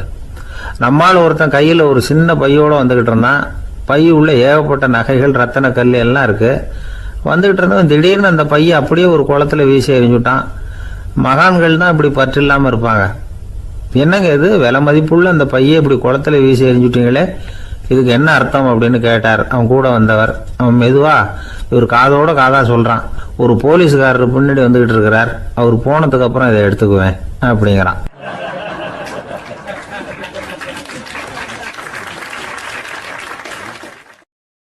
ஒரு நண்பர், அவர்கிட்ட பேசிக்கிட்டு இருந்தேன். மனித உறவுகள் பற்றி அவர் சொல்லிகிட்டு இருந்தார். அமெரிக்காவில் தந்தை மகன் உறவு எப்படி இருக்குது அப்படிங்கிறத விளக்கிறதுக்கு அவர் ஒரு கதையை சொன்னார். ஒரு அப்பா பகல் பூராவும் அலுவலகத்தில் வேலை, ஓடி ஆடி உழைச்சிக்கிட்டு களைச்சி போய் ராத்திரி 10 மணிக்கு மேலே வீடு திரும்பினான். வீட்டு வாசலில் அவரோட மகன் காத்துக்கிட்டு இருக்கிறான். இன்னமும் தூங்கலை. அப்பா வாசல்லையே தடுத்து நிறுத்தி, அப்பா உனக்கு சம்பளம் எவ்வளவு அப்படின்னு கேட்குறான். ஏற்கனவே ஆஃபீஸ் பிரச்சனைகளால் அழுத்து போய் திரும்புகிற அப்பாவுக்கு கோவம் வந்துடுது. என்னடா இப்படிலாம் கேளுன்னு உங்கள் அம்மா உனக்கு சொல்லி கொடுத்தாளா அப்படின்னு சொல்லிவிட்டு உள்ளே போய் சட்டையை கட்டி மாட்டி விட்டு குளிச்சு விட்டு மறுபடியும் வெளியில் உடையை மாற்றுகிற சமயம் அப்போ மறுபடியும் மகன் உள்ளே நிற்கிறான் அவர் முன்னாடியே. அப்பா உனக்கு எவ்வளவு சம்பளங்கிறான் மறுபடியும். அப்பாவுக்கு எரிச்சல் அதிகமாகிட்டுது. மணிக்கு $20 போதுமா அப்படின்னார். அப்படின்னா எனக்கு ஒரு $10 தர முடியுமான்னா மகன். இதுக்கு தான் என் சம்பளம் எவ்வளவுன்னு கேட்டியா? 2ஆம் வகுப்பு படிக்கிற உனக்கு எதுக்குடா $10 அப்படின்னு கத்திவிட்டு தொலைக்காட்சி பெட்டியின் முன்னாடி போய் உட்காந்துக்கிட்டு ஏதோ நிகழ்ச்சியை பார்க்க ஆரம்பிச்சுட்டார். கொஞ்ச நேரம் கழித்து மறுபடியும் மகன் நிற்கிறான். அப்பா ப்ளீஸ் எனக்கு ஒரு $10 கொடுக்க முடியுமா? மகனுடைய கண்களில் கண்ணீர். என்னடா அவன் கண்ணீரை காட்டி காரியம் சாதிக்கலாம்னு பார்க்குறியா? ஒரு காசு கூட கொடுக்க மாட்டான் போ அப்படின்னு விரட்டி விட்டான். மகன் கண்ணீரை தொடச்சிக்கிட்டே கண்ணை தொடச்சிக்கிட்டு பேசாமல் போய் படுத்துக்கிட்டானா. கொஞ்ச நேரம் ஆச்சு. அப்பாவோட கோபம் கொஞ்சம் கொஞ்சமாக குறைஞ்சிது. பிள்ளைகிட்ட கோபமாக கத்துனது தப்பு தாங்கிறது புரிஞ்சுது அவனுக்கு. எழுந்திரிச்சு போனான், படுக்கை இறக்கி போனான். மகனை பார்த்தான். அவன் தலையணையை கட்டி பிடிச்சிக்கிட்டு அழுதுகிட்டு இருக்கிறான். அவனை மெல்ல நெருங்கி அவங்ககிட்ட எதமாக பேசுகிறதுக்கு ஆரம்பித்தானான். எதுக்குடா உனக்கு $10 பள்ளிக்கூடத்தில் கேட்டாங்களா அப்படின்னு கேட்டானா. மகன் சொல்லியிருக்கான், இல்லை டாடி, உனக்கு 1 மணி நேரம் சம்பளம் $20ன்னு சொன்னேன். நீ ஏற்கனவே எனக்கு கொடுத்த பாக்கெட் மணி $10 என்கிட்ட இருக்குது. இப்போ நீ இன்னொரு $10 கொடுத்தீங்கன்னா அதையும் சேர்த்து $20 ஆகிடும். அந்த $20 நான் உனக்கு கொடுத்துருவேன். அப்படி கொடுத்தா நீ என் கூட 1 மணி நேரம் செலவழிப்ப இல்லையா? அதுக்காக தான் $10 கேட்டேன் அப்படின்னு சொன்னானான். அந்த அப்பா கண்ணு கலங்கி போச்சான். ஆதரவோடு தன்னுடைய மகனை கட்டி பிடிச்சி அழ ஆரம்பிச்சிட்டாராம். இதுதான் நண்பர் சொன்ன கதை. அமெரிக்கா மட்டும் இல்லை, உலகம் பூராவும் இன்றைக்கி மனித உறவுகள் இப்படி தான் மாறிட்டு இருக்கு. பெரியவர்கள் அறிவுரை என்ன தெரியுமா? உங்கள் குழந்தைகளிடமிருந்து குழந்தை பருவத்தை பிரித்து விடாதீர்கள் அப்படிங்கிறது தான். அதாவது இன்றைய குழந்தைகள் தங்கள் பிருந்தாவனத்தை இழந்து விடுகிறார்கள் அப்படிங்கிறது அவங்களுடைய கருத்து. இந்த நிலைக்கு நாம் காரணமாக இருந்துடக்கூடாது. குழந்தைகளோட விளையாடுவோம், குடும்பத்தோடு உறவாடுவோம் அப்படிங்கிறது தான் நம்முடைய நோக்கமாக இருக்கணும். இன்றைய உறவு முறைக்கு இன்னொரு உதாரணம் சொல்லுவாங்க. ஒருத்தர் வந்தாராம். அவர் பக்கத்தில் ஒரு சின்ன பையன் நாம் அவரை விசாரிக்கிறோம், யார் இந்த பையன் அப்படின்னா அவர் சொல்கிறார், இவன் எனக்கு தூரத்து உறவு அப்படின்னாராம். இந்த தூரத்து உறவுன்னா எப்படின்னு இருக்கான். இதுக்கு அவன் சொல்லியிருக்கிறான், இவன் எங்கள் அப்பாவுக்கு 8வது புள்ள அப்படின்னானான்.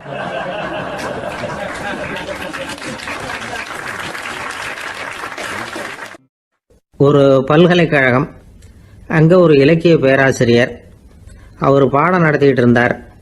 ராபர்ட் ப்ரௌனிங் எழுதிய கவிதைகளை பற்றி சொல்லிகிட்டு இருக்கிறார். மாணவர்களும் ரொம்ப அக்கறையாக அதை கேட்டுக்கிட்டு இருக்கிறாங்க. ஒரு குறிப்பிட்ட கவிதையை பற்றி சொல்லும் பொழுது அந்த பேராசிரியருக்கே ஒரு சந்தேகம். அதாவது அந்த கவிதையின் சரியான அர்த்தம் என்னங்கிறதுல சந்தேகம். பேராசிரியர் யோசனை பண்ணார். அந்த கவிதையை முழுசாக புரிஞ்சிக்க முடியல. அதனால் மாணவர்களை பார்த்து சொன்னார், மாணவர்களே, ஒரு நாள் பொறுத்துங்க, இந்த கவிதையை எழுதின கவிஞர் எங்கள் வீட்டுக்கு பக்கத்தில் தான் இருக்கிறார். இன்னைக்கு சாயந்தரம் நான் அவரை நேரிலேயே போய் பார்க்குறேன். பார்த்து இதுக்கு என்னங்க அர்த்தம்னு கேட்டுட்டு வந்துடுறேன். அதுக்கப்புறம் உங்ககிட்ட சொல்கிறேன் அப்படின்னாராம். அன்னைக்கு சாயந்தரமே அந்த பேராசிரியர் கவிஞரை தேடிக்கிட்டு போயிட்டார். கவிஞர் அவங்க வீட்டில் அவர் பாட்டு உட்காந்துருந்தாராம். இவர் போய் அவர் முன்னாடி உட்காந்தார். அப்புறம் கேட்டார், ஐயா, அந்த கவிதையின் முழு பொருள் என்னன்னு தெரிஞ்சுட்டு போகிறதுக்காக வந்திருக்கிறேன் அப்படின்னாராம். எந்த கவிதை அப்படின்னாராம் அவர். இவர் அந்த கவிதையை சொல்லியிருக்கார். கவிஞர் கொஞ்சம் யோசனை பண்ணிவிட்டு அப்புறம் சொன்னாராம், பேராசிரியரே, நீங்கள் கொஞ்சம் தாமதமாக வந்துட்டீங்கன்னாராம். இவருக்கு ஒன்றும் புரியல. நீங்கள் என்ன சொல்கிறீங்க? நான் தாமதமாக வந்துட்டேன்னா? நீங்கள் தான் உயிரோடு இருக்கிறீங்களே, அப்படி இருக்கும்பொழுது நான் தாமதமாக வந்துட்டேன்னா அது எப்படி அப்படின்னு இவர் குழம்பி இருக்கிறார். இப்போ கவிஞர் சொன்னாராம், ஐயா, நான் உயிரோடு இருக்கிறேன்னா இல்லையாங்கிறது முக்கியம் இல்லை. நான் அந்த கவிதை வரிகளை எழுதினப்போ 2 பேருக்கு அதோட அர்த்தம் தெரிஞ்சிருந்தது. இப்போ ஒரே ஒருத்தருக்கு தான் அதோட அர்த்தம் தெரியும் அப்படின்னாராம். பேராசிரியர் யோசனை பண்ணியிருக்கார். அப்படின்னா அந்த ஒருத்தர் கவிஞர் ராபர்ட் ப்ரௌனிங்கை தவிர வேற யாரா இருக்க முடியும்?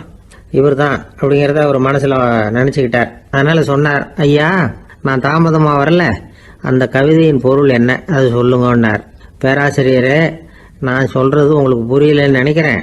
நான் இந்த வரிகளை எழுதினப்போ 2 பேருக்கு அதோட அர்த்தம் தெரிஞ்சிருந்தது.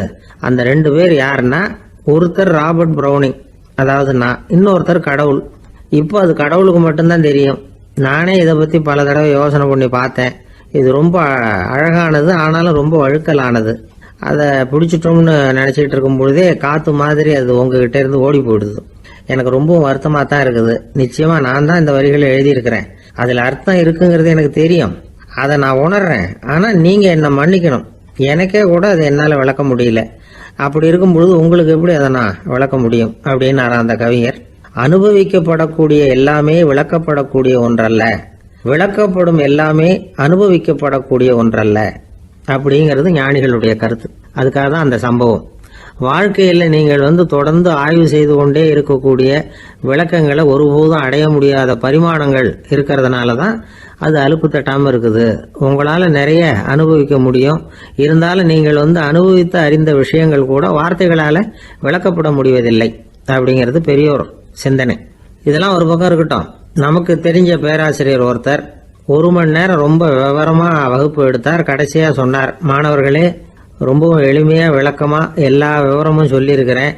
அதனால் இதில் உங்களுக்கு சந்தேகம் வர்றதுக்கு வாய்ப்பே இல்லை. இருந்தாலும் கேட்க வேண்டிய கடமை கேட்குறேன். இது வரைக்கும் நடத்தினதில் யாருக்காவது ஏதாவது சந்தேகம் உண்டா அப்படின்னு கேட்டாராம். எனக்கு ஒரே ஒரு சந்தேகம்தான் சார் அப்படின்னு எழுந்திரிச்சு நிற்கிறான் ஒருத்தன். என்னன்னு கேட்டாராம். இது வரைக்கும் நீங்கள் என்ன பாடம் சார் நடத்துனீங்க அப்படின்னானா அவன். என்னுடைய நண்பர் ஒருத்தர், அவருக்கு ஜாதகத்தில் நம்பிக்கை உண்டு. அவரே ஜோசியம்லாம் பார்ப்பார். என்ன சார் இந்த காலத்தில் இதையெல்லாம் நம்பிக்கிட்டு இருக்கீங்களே அப்படின்னு கேட்டா, உங்களுக்கு ஒன்றும் தெரியாது சார். இந்த உலகத்தில் ஒவ்வொருத்தரும் அவங்கவங்க செய்கிற நல்லது கெட்டதுக்கு தகுந்த பலனை அனுபவிச்சே தீரணும் பார். அது மட்டும் இல்லை, ஒருத்தர் செத்துட்டா கூட அவன் செஞ்ச பாவ புண்ணியங்கள் கூடவே போய்கிட்டு இருக்கோம் பார். அது எப்படி கூட போவோம் அப்படின்னு குதர்க்கமாக கேட்டால், அதுக்கு அவர் ஒரு கதை சொன்னார். அது ரொம்ப சுவாரஸ்யமாக இருந்தது.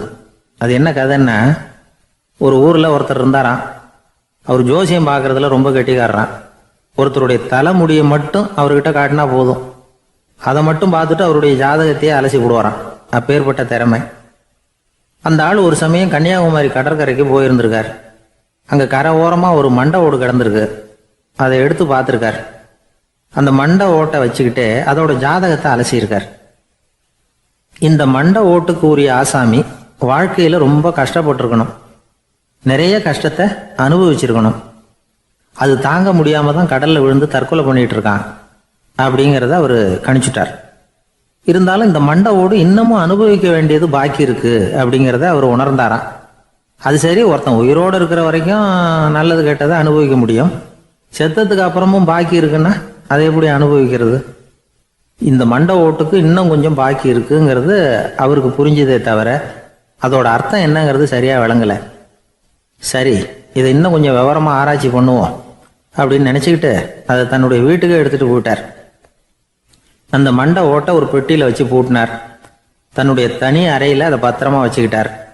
தினமும் ராத்திரி ஆனதும் தன்னுடைய மனைவியை பார்த்து, நீ போய் பூஜை அறையில் தனியாக படுத்துக்க அப்படின்னு சொல்லிவிட்டு தினம் ராத்திரி 12 மணிக்கு பெட்டியை திறந்து அவர் பார்ப்பார். மண்டை ஓடு அப்படியே இருந்தது தவிர இன்னும் கொஞ்சம் பாக்கி இருக்குங்கிறதுக்கு அர்த்தம் அவருக்கு விளங்கலை. அந்த மண்டை ஓட்டுக்கு இன்னும் என்ன பாக்கி இருக்க போகுது? இப்படியே ஒரு 10 நாள் போச்சு. அந்த வீட்டம்மாவுக்கு சந்தேகம் வந்துட்டுது. நம்ம வீட்டுக்காரரு நம்மளை தனியாக ஏன் தூங்க சொல்கிறார் அப்படிங்கிற சந்தேகம். உடனே பக்கத்து வீட்டு அம்மா கிட்ட விஷயத்த சொல்லியிருக்கிறாங்க. அந்த அம்மா உடனே, நீ கவலைப்படாத, நான் கண்டுபிடிச்சி சொல்கிறேன் அப்படின்னு சொல்லிவிட்டாங்களாம். அன்னைக்கு ராத்திரியே ஜன்னல் வழியாக எட்டி பார்த்துருக்குறாங்க. இந்த ஆள் மண்டை ஓட்டை கையில் வச்சுக்கிட்டு அது திருப்பி திருப்பி பார்த்துக்கிட்டு இருக்கிறான். அதை பார்த்துட்டாங்க. மறுநாள் காலையில் அவரோட மனைவியை பார்த்தாங்க. ஏம்மா, உன் வீட்டுக்காரருக்கு நீ முதல் மனைவியா 2வது மனைவியா அப்படின்னு கேட்டாங்களாம். எனக்கு தெரிஞ்ச வரைக்கும் நான் ஒருத்தி தான் அவருடைய மனைவி அப்படின்னாங்களாம் அவங்க. அப்படி இல்லை, நீ அவருக்கு 2வது மனைவி. முதல் மனைவியின் மண்டை ஓட்டை தான் அவர் தினமும் ராத்திரியில் எடுத்து பார்த்துக்கிட்டு இருக்கிறார் அப்படின்னாங்க அடுத்த வீட்டு அம்மா. அப்படியா விஷயம் அப்படின்னு சொல்லிவிட்டு கணவன் வீட்டில் இல்லாத நேரமாக பார்த்து அந்த மண்டை ஓட்டை எடுத்து கொண்டாந்து ஒரு உரல்ல போட்டு உலக்கையால் குத்தி நொறுக்க ஆரம்பிச்சிட்டாங்க. வெளியில் போயிருந்த அந்த ஆள் அப்போ தான் உள்ளே நுழைஞ்சார். மண்டை ஓடு உலக்கை கிட்ட குத்து வாங்கிக்கிட்டு இருக்கு. அது அனுபவிக்க வேண்டியது இன்னும் கொஞ்சம் பாக்கி இருக்குங்கிறதுக்கு அர்த்தம் எனக்கு இப்போ தான் புரிஞ்சுது அப்படின்னாராம் அவர். இந்த கதையிலேருந்து நாம் இன்னொரு நீதியையும் புரிஞ்சுக்கணும். அதாவது நம்ம வீட்டை பற்றி நமக்கு புரியாததெல்லாம் அடுத்த வீட்டுக்கு.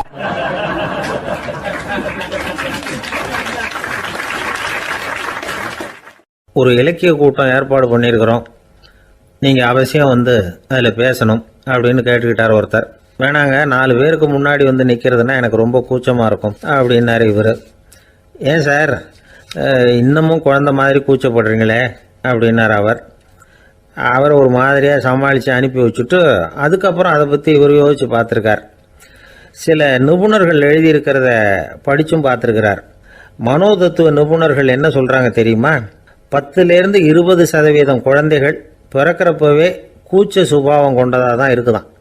ஒரு தாத்தா தன்னோட பேர பிள்ளைய ஆசையாக கூப்பிடுறார் விளையாட்டு காட்ட, அதை அழுதுகிட்டு ஓடி போகுது. ஒரு அம்மா தன்னோட பிள்ளைய பள்ளிக்கூடத்தில் சேர்க்கறதுக்காக கூப்பிட்டுக்கிட்டு போகிறாங்க. அந்த புள்ள அம்மாவோட முந்தானையில் ஒளிஞ்சிக்கிட்டு வெளியில் வரமாட்டேங்குது. இவங்களெல்லாம் எப்படி சமாளிக்கிறது? குழந்தைகளோட கூச்ச சுபாவத்தை போக்குறது எப்படி? இதுக்கு நிபுணர்கள் சில யோசனைகளை சொல்லியிருக்கிறாங்க. மற்றவங்களுக்கு முன்னாடி என் பையனுக்கு கூச்சம் ரொம்ப அதிகம் சார், மற்றவங்க பார்த்தா ரொம்ப வெக்கப்படுறான், இப்படி சொல்கிற அப்பாக்கள் உண்டு. என் பையன் புது மனுஷால பார்த்தா அட்டையாக ஒட்டிக்குவான் சார் அப்படின்னு சொல்கிற அப்பாக்களும் உண்டு. இப்படிலாம் குழந்தைகளுக்கு வந்து முத்திரை குத்துறது ரொம்ப தப்பான். புதுசாக யாராவது வீட்டுக்கு வந்தால் குழந்தை தானாக தன்னோட கூச்சத்தையும் பயத்தையும் போக்கிக்கிட்டு சகஜமாக மாறி வர்றதுக்கு வாய்ப்பு கொடுக்கணுமா. ஒரு கூட்டத்துக்கோ அல்லது சொந்தக்காரங்க கல்யாணத்துக்கோ குழந்தைய அழைச்சிட்டு போகிறீங்க, அங்கே போய் கட்டாயப்படுத்தி குழந்தைய மற்றவங்க கிட்ட பேச சொல்லக்கூடாது.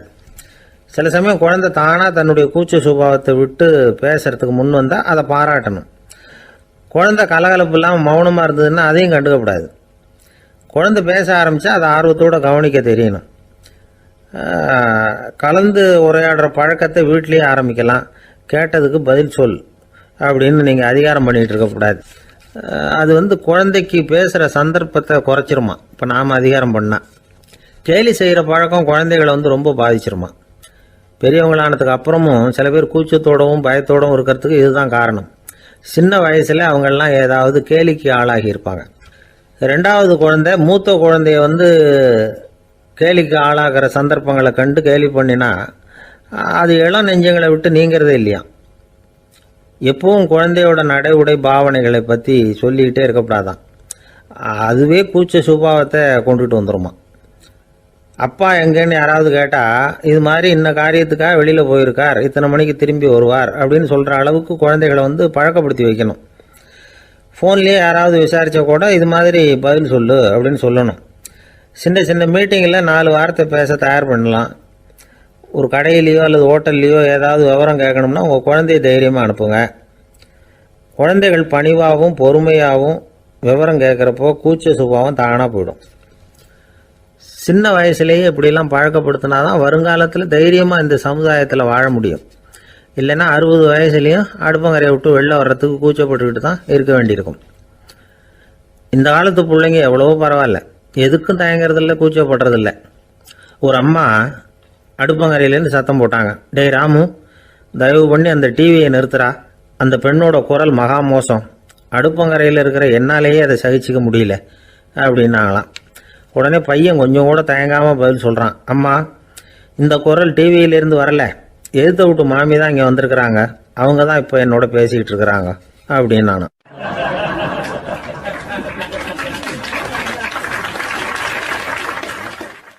ஒருத்தர் வேகமாக நடந்து போகிறார். கடைத்தெருவில் ஒரு ஸ்வீட்டு கடையை பார்க்குறார். உடனே சடன் பிரேக் போட்டது மாதிரி நிற்கிறார். ஒரு ஸ்வீட் வாங்கி சாப்பிட்லாமேன்னு மனசு சொல்லுது. டாக்டர் வேணாம்னு சொல்லியிருக்கிறார், உடம்புக்கு ஒத்துக்காது, அதனால் அது வேணாம்னு சொல்லுது அறிவு.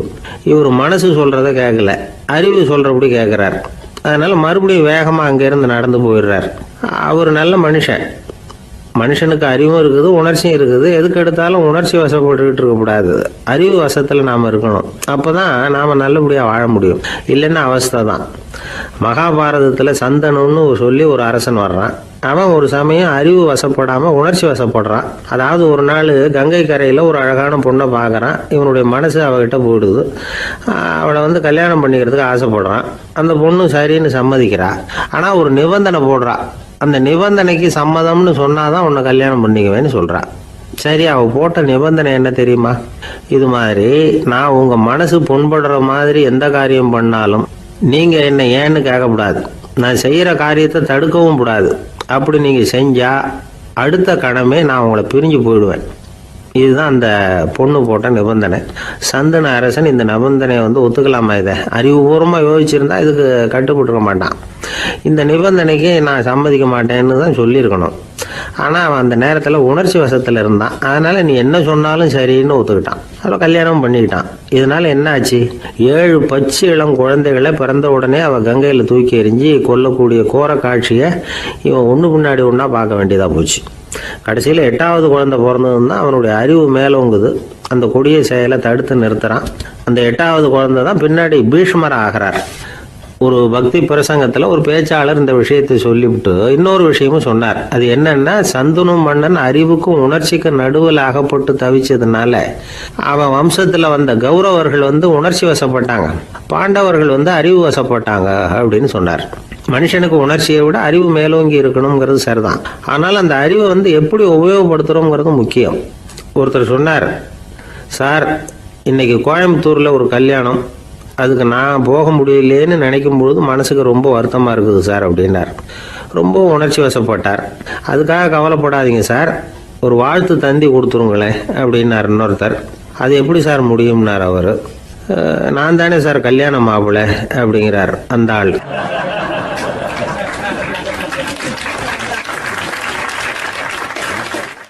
ஒரு ஊரில் ஒரு ஆள் இருந்தான். அவனுக்கும் அவன் மனைவிக்கும் சண்டை. இவன் கோவிச்சுக்கிட்டு வீட்டை விட்டு வெளியில் வந்துட்டான். நேராக தன்னுடைய நண்பன் ஒருத்தனை தேடிட்டு போனான். அந்த நண்பன் எப்படின்னா, எதுக்கும் அசர மாட்டான், எப்பவும் மகிழ்ச்சியாக இருப்பான். அவங்ககிட்ட போய் இவன் யோசனை கேட்டான். அது சரி, நீ எப்படி எப்பவும் மகிழ்ச்சியாக இருக்கிற, என்னால் அப்படி இருக்க முடியலையே அப்படின்னு கேட்டான். என்ன நடந்தது சொல்லுன்னா அவன், வீட்டில் எனக்கும் என் மனைவிக்கும் தகராறு, நிம்மதி இல்லை, அதுதான் இங்கே வந்தேன், உங்ககிட்ட யோசனை கேட்கலாமேன்னு அப்படின்னு விவரத்தை சொன்னான். அதை கேட்டுட்டு அதுக்கப்புறமா இவன் சொன்னான், இந்த பாருப்பா, இது ஒன்றும் பெரிய விஷயம் இல்லை, எனக்கு 2 மனைவிகள், 2 வீடு. ஒரு வீட்டில் சண்டை வந்துட்டுதுன்னா நேராக இன்னொரு வீட்டுக்கு வந்துடுவேன், இங்கே சண்டை வந்துட்டுதுன்னா நேராக அங்கே போயிடுவேன். 2 குடும்பம் இருக்கிறதுனால இப்படி ஒரு வசதி, இதுதான் என்னுடைய மகிழ்ச்சியின் ரகசியம் அப்படின்னு நானா. ஓ அப்படியா விஷயம், இப்போ புரிஞ்சுக்கிட்டேன், உன்னுடைய யோசனைக்கு ரொம்ப நன்றி அப்படின்னு சொல்லிவிட்டு அவன் திரும்பி வந்துட்டான். அங்கே எங்கே தேடினான். ஒரு வாரத்துக்குள்ளே இன்னொரு பொண்ணை தேடி கண்டுபிடிச்சி கல்யாணம் பண்ணிட்டான். இப்போ இவனுக்கும் 2 வீடு ஆயிட்டுது. அதுக்கப்புறம் என்னாச்சு தெரியுமா, இவன் 2வதா கல்யாணம் பண்ணிக்கிட்டு வந்தானே, இந்த செய்தி முதல் மனைவிக்கு தெரிஞ்சு போச்சு. போனான், அது கழுத்தை பிடிச்சி வெளில தள்ளி விட்டு கதவை சாத்தி விட்டுது. இனிமேல் இந்த பக்கம் வராத, எனக்கு தெரியாமல் எப்படி நீ இன்னொரு கல்யாணம் பண்ண அப்படின்னு சொல்லி அடித்து விரட்டி விட்டுது. இவன் அதனால் என்ன பரவாயில்லன்னு 2வது மனைவி வீட்டுக்கு போனான். அங்கே பார்த்து, நீ எனக்கு கல்யாணம் பண்ணுறதுக்கு முன்னாடி ஏற்கனவே உனக்கு கல்யாணம் ஆச்சுங்கிற விஷயத்த ஏன் என்கிட்ட சொல்லலை அப்படின்னு சொல்லி அதுவும் கழுத்தை பிடிச்சி வெளில தள்ளி விட்டுது. இவன் வீதிக்கு வந்துட்டான். இங்கேயும் போக முடியல, அங்கேயும் போக முடியல. என்ன இது, அவன் சொல்லி கொடுத்த யோசனை ஒன்றும் சரியாக வரலையே அப்படின்னு யோசனை பண்ணிக்கிட்டே நடந்தான். வழியில் ஒரு பாழடைஞ்ச மண்டபம். சரி, இன்னைக்கு ராத்திரி இங்கேயே படுத்துருவோம், வேற எங்கேயும் போய் படுத்துவங்க முடியாது, அதான் 2 பேரும் விரட்டி விட்டாங்களே, என்ன பண்ணுறது அப்படின்னு சொல்லி அந்த மண்டபத்தில் போய் ஒரு தூணில் ஓரமாக சாஞ்சி உக்காந்தான். அப்போ எதுத்தாப்புல இன்னொரு தூண் ஓரமாக யாரோ அசைகிறது மாதிரி தெரிஞ்சுது, லேசான இருட்டில். யாரப்பா அது அப்படின்னு கிட்ட போய் பார்க்குறான். அப்புறம் தான் தெரியுது, அவன் யாரும் தெரியுமா, இவனுக்கு யோசனை சொன்னான்ல 2 கல்யாணம் பண்ணிக்கணும்னு சொல்லி, அவன் அங்கே படுத்து கிடக்குறான். டேய் நீ எப்படிறா இங்கே வந்த அப்படின்னா, 2 வீட்லேயும் சண்டை வந்துட்டுது, அதுதான் இங்கே வந்தேன், படுத்து தூங்கலாமேன்னு அப்படின்னா. 2 வீடு இருக்கிறது சௌரியம்னு என்கிட்ட சொன்னியப்பா அப்படின்னா இவன். நான் அப்படி சொன்னதுக்கு ஒரு காரணம் உண்டுன்னா அவன். என்னடா காரணம்னு கேட்டான். அது வேற ஒன்றும் இல்லை, தினமும் ராத்திரி இல்லை இந்த மண்டபத்தில் தனியாக படுக்கிறதுக்கு எனக்கு பயமாக இருந்தது, எனக்கு ஒரு துணை தேவைப்பட்டது, அதுக்காக தான் உங்ககிட்ட அப்படி ஒரு யோசனை சொன்னேன். இப்போ நீ வந்ததுனால எனக்கு துணை கிடைச்சிட்டுது. இப்போ நம்ம 2 பேரும் துணையாக இங்கே படுத்துக்கலாம், நீ அந்த தூணில் சாஞ்சிக்கோ, நான் இந்த தூணில் சாஞ்சிக்கிறேன் அப்படின்னு சொல்லி படுத்து தூங்க ஆரம்பிச்சிட்டானோ. அதாவது நம்ம வாழ்க்கையில் முடிவுகள் எடுக்கிற விஷயத்தில் இந்த ஆள் மாதிரி தான் பல பேர் நடந்துக்கிறோம் அப்படிங்கிறார். அதாவது உலக புகழ்பெற்ற மனோதத்துவ மேதை ஸ்காட் பெக் அப்படிங்கிறவர். அதாவது வீட்டுக்கு தேவையான பொருள்கள் வாங்குறதுலேருந்து கல்யாணம் பண்ணுறது, வீடு கட்டுறது வரைக்கும் அடுத்தவங்க பேச்சை கேட்டு வீணா போகிறவங்க தான் அதிகம். அறிவுரை கேட்கறதுல தப்பு இல்லை, ஆனால் அதுக்கப்புறம் அதை பற்றி சரியாக சிந்திச்சு பார்க்கறது இல்லை, அதுதான் தப்பு. சில பேர் அறிவுரை சொல்றதுலேயே ரொம்ப தெளிவாக இருப்பாங்க. ஏன் சார்